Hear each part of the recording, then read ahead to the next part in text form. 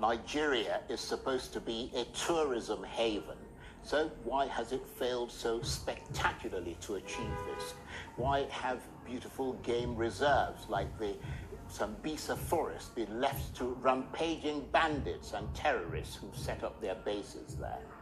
In the north, there is the colorful Kano Durbar Festival, the sand dunes of Yobe, and the popular game reserve in Bauchi State, not to mention palaces that were built more than 1,000 years ago. In the Middle Belt, the Jos and Mambila plateaus have some of the most beautiful landscapes on earth, a region where tea, apples and strawberries are grown by the local people. In the southwest, southeast and south-south, there are waterfalls, suspended lakes, slavery museums, pre-colonial and colonial era relics, as well as carnivals, dozens of beaches and tranquil resorts. There are world-class restaurants and nightclubs blasting out everything from homegrown Afrobeats and highlife music. You can even go whale watching on islands outside Lagos that connect to the Atlantic Ocean.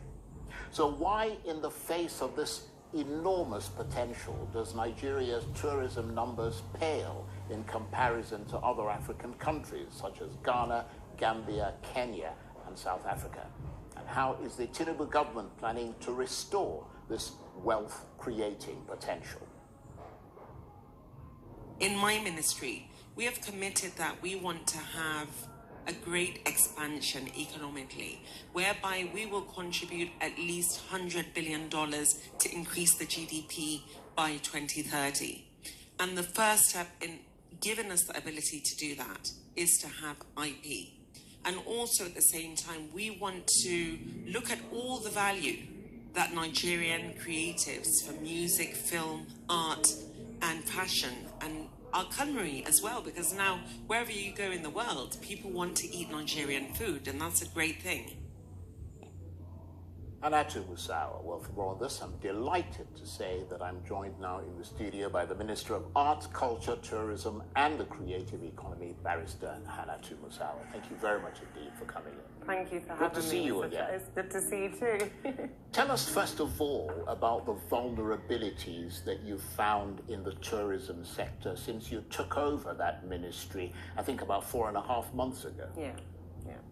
Thank you for having me on the show, Mr. Charles, especially to talk about this very important sector.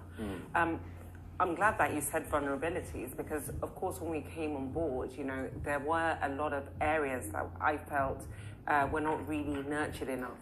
I think the problem in the tourism sector from the beginning is, you know, Nigeria has not really paid enough attention